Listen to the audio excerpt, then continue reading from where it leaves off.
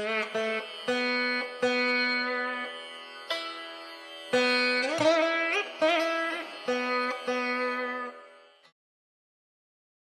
వరలక్ష్మీదేవి వ్రత కథను ప్రారంభించుతున్నాను.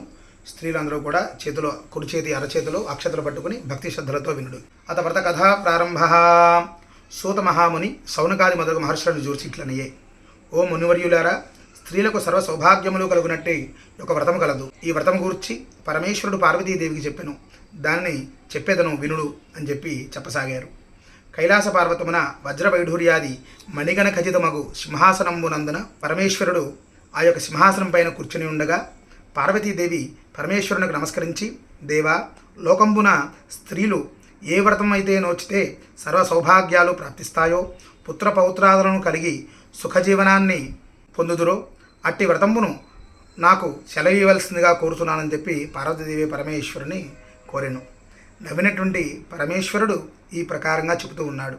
ఓ మనోహరి, స్త్రీలకు పుత్రపౌత్రాది సంపత్తులు కలుగజేసేటి వరలక్ష్మీ వ్రతంబు అనేటటువంటి ఒక వ్రతము కలదు. ఆ వ్రతంబును శ్రావణ మాసం శుక్లపక్ష పౌర్ణమినకు ముందుగా వచ్చేటువంటి శుక్రవారం నాడు ఈ యొక్క వ్రతాన్ని ఆచరించవలను. ఓ లోకరాధ్య, నీవు ఆనతి ఇచ్చినటువంటి వరలక్ష్మీ వ్రతంబును ఎట్లు చేయవలనో, ఈ యొక్క వ్రతం యొక్క విధానం ఏమిటి, ఏ దేవతను పూజించవలెను, పూర్వము ఈ యొక్క వ్రతాన్ని ఎవరైనా ఆచరించారా, ఆ యొక్క వ్రతం యొక్క ఫలితాన్ని ఏ ప్రకారంగా పొంది ఉన్నారో మీరు సవివరంగా తెలియజేయవలసిందిగా కోరుచున్నామని చెప్పి పార్వతీదేవి పరమేశ్వరుని అడగడం జరిగింది. పరమేశ్వరు ఈ రకంగా ప్రారంభించాడు. మగధ దేశమున కుండినము అనేటటువంటి ఒక పట్టణము గలదు. అత్యంత విశేషంగా సుందరంగా ఉన్నటువంటి ఈ యొక్క పట్టణమునందు చారుమతి అను ఒక చక్కటి సువాసిని గలదు. ఆవిడ తల్లిదండ్రులను ఏ ప్రకారంగా అయితే పూజించేటిదో, వివాహం అయిన తర్వాత భర్తను మరియు వారి యొక్క తల్లిదండ్రులను కూడా అలాగే పూజించేటటువంటి మహాసాధ్వి ఈ యొక్క చారుమతి.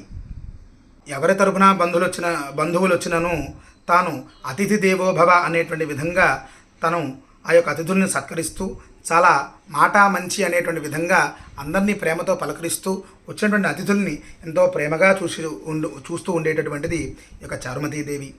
మరి ఇంత భక్తి శ్రద్ధలు కలిగినటువంటి యొక్క చారుమతీదేవి కలలో ఒకనాడు మహాలక్ష్మీదేవి కలలో కనిపించి, అమ్మాయి చారుమతి, నా యొక్క అనుగ్రహం నీకు కలిగినది. రానున్నటువంటి శ్రావణ మాసం నందు వచ్చేటువంటి పౌర్ణమి ముందు వచ్చేటువంటి శుక్రవారం నాడు ఈ యొక్క వరలక్ష్మీ వ్రతమును భక్తి శ్రద్ధలతో ఆచరించి మీరు నలుగురు ముత్తైదువులతో కలిసి ఈ యొక్క వ్రతాన్ని ఆచరింపుడి, తప్పకుండా నా యొక్క అనుగ్రహం నీకు కలుగుతుందని చెప్పి వ్రత విధానం అంతా కూడా కలలో చెప్పి అమ్మవారు అంతర్ధానం అయిపోయింది.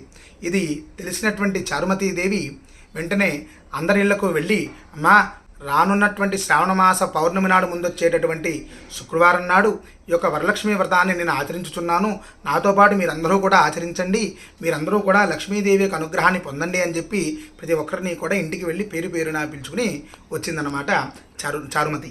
సరే, రానున్నటువంటి పౌర్ణమి నాడు ముందు వచ్చేటటువంటి శుక్రవారం నాడు చక్కగా సంకల్ప విధిగా యథాశక్తిగా ఈ యొక్క చారుమతీదేవి అన్నీ కూడా వ్రతానికి కావాల్సిన అన్నీ కూడా సమకూర్చుకుని యథాశక్తిగా యథాభక్తిగా వ్రతాన్ని చేయడం ప్రారంభించింది.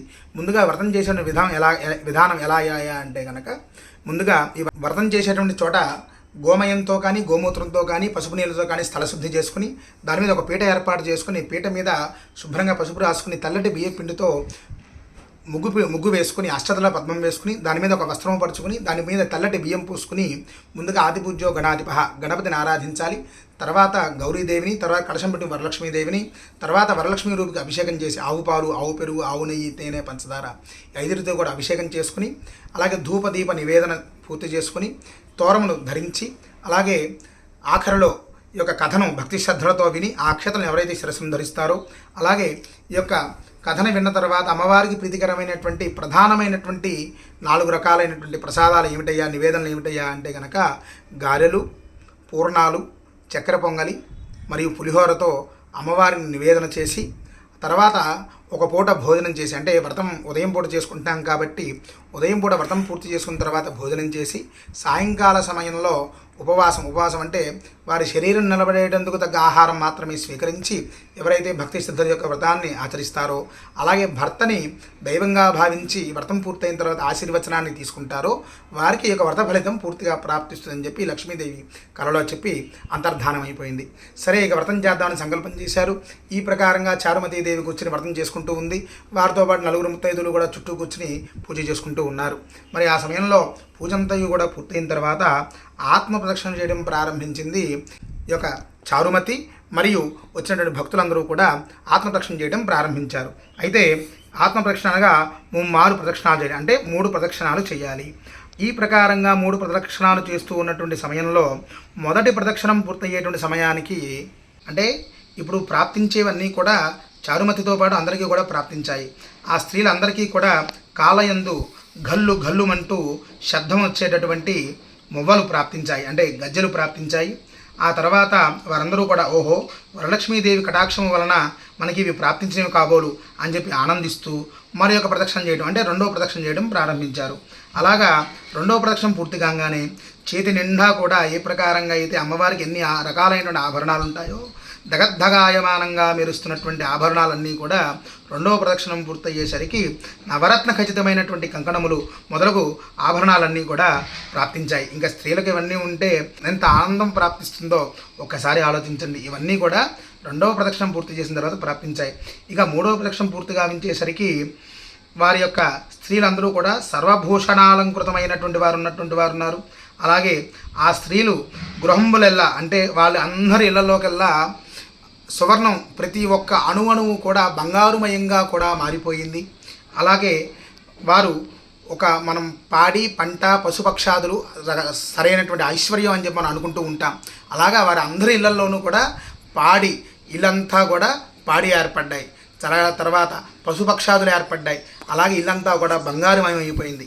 ఇదంతయు కూడా చారుమతి మనందరికీ కూడా యొక్క వరలక్ష్మి వ్రతం గురించి చెప్పడం వల్లనే కదా మనకి ప్రాప్తించింది అని చెప్పి అనుకుని చారుమతి గురించి పొగుడుకుంటూ చక్కగా వాళ్ళందరూ చారుమతి గురించి అనుకుంటూ అమ్మవారి నామస్మరణ చేస్తూ భోజనం చేసి వాళ్ళ ఇంటికి వెళ్ళేటువంటి మార్గమధ్యమున గుర్రాల మీద, అప్పట్లో గుర్రాలు ఎక్కి వెళ్తూ ఉండేటువంటి వారు కాబట్టి గుర్రాలకి భార్యాభర్త ఇద్దరు కూడా మాట్లాడుకుంటూ ఇదంతా కూడా అమ్మవారి యొక్క అనుగ్రహంతో చారుమతి ద్వారా మనకి ప్రాప్తించినటువంటి ఐశ్వర్యమే కదా అని చెప్పి తను పొగుడుకుంటూ ఇంటికి వెళ్ళారట. అలా ప్రకారంగా పరమేశ్వరుడు పార్వతీదేవికి చెప్పిన యొక్క వ్రతాన్ని పార్వతీదేవి ఆచరించి సమస్త సౌభాగ్యాలు కూడా పొందింది. అలా ప్రకారంగానే ఈ రోజు వరకు కూడా సకల దేవతలతో ఈ యొక్క మానవ మాతృలు కూడా ప్రధానంగా స్త్రీమూర్తుల యొక్క వరలక్ష్మి వ్రతాన్ని ఆచరించి అమ్మవారి యొక్క అనుగ్రహాన్ని పొంది, ఈ ప్రకారంగా అమ్మవారికి అనుగ్రహాన్ని పొంది సమస్త సౌభాగ్యాలను కూడా పొందారట. అంటే దీనిలో ఈ యొక్క కథలో అంతరార్థం ఏమిటంటే, మన యొక్క భక్తి ఎప్పుడైతే అత్యంత శుభస్థానానికి, అత్యంత ఇంకా ఆకాశమే హద్దు అన్నట్లుగా మన ఆధ్యాత్మిక స్థాయి ఎప్పుడైతే చేరుతుందో, ఇవన్నీ కూడా మొదటి ప్రదక్షిణ చేయగానే, 2వ ప్రదక్షిణ చేయగానే, 3వ ప్రదక్షిణ చేయగానే ఏ ప్రకారంగా అయితే చారుమతికి ప్రాప్తించాయో అవన్నీ కూడా మనకు కూడా మన భక్తి ఆ స్థాయిలో ఉన్న రోజు ప్రాప్తిస్తుంది. ఎందుకంటే భూమి మీద ఇంతమంది ఉండగా లక్ష్మీదేవి ఆవిడ కల్లోనే ఎందుకు కనిపించింది? ఆవిడ ఎంతో మహాసాధ్వి కాబట్టి. అలా ఈ ప్రకారంగా ఎవరైతే భక్తి శ్రద్ధలతో వ్రతాన్ని ఆచరిస్తారో వారికి వరలక్ష్మీదేవి యొక్క వ్రతం పుణ్యాన్ని అమ్మవారు చేత అనుగ్రహింపబడి సకల సౌభాగ్యాలకు కూడా అనుగ్రహింపబడి ఏదో ఒక రోజున మీరు ఈ ప్రకారంగా భక్తి శ్రద్ధలతో వరలక్ష్మి వ్రతాన్ని ఆడంబరంగా కాకుండా ఆధ్యాత్మికంగా భక్తి శ్రద్ధలతో ఆచరించినట్లయితే ఏ ప్రకారంగా అయితే కథలో చెప్పుకున్నప్పుడు 3 ప్రదక్షిణాలు చేస్తే ఏవేవి ప్రాప్తించాయో మనకి కూడా అవన్నీ కూడా ఏదో నాటికి ప్రాప్తిస్తాయి. కాబట్టి దినదిన ప్రవర్ధమానంగా, అంటే రోజు రోజుకి కూడా మనకి భగవంతుడి మీద భక్తి పెరగాలి అనేటువంటి విషయాన్ని కథ ద్వారా మనం తెలుసుకోవచ్చు. అత కథ సమాప్త. ఇప్పుడు మీ చేతిలో ఉన్న నక్షత్రాలని సగం కలశం దగ్గర వేసి సగం మీ శిరస్సును వేసుకోండి. అమ్మవారికి సంబంధించినటువంటి మీ తయారు చేసిన నివేదనలన్నీ కూడా తీసుకుంటండి.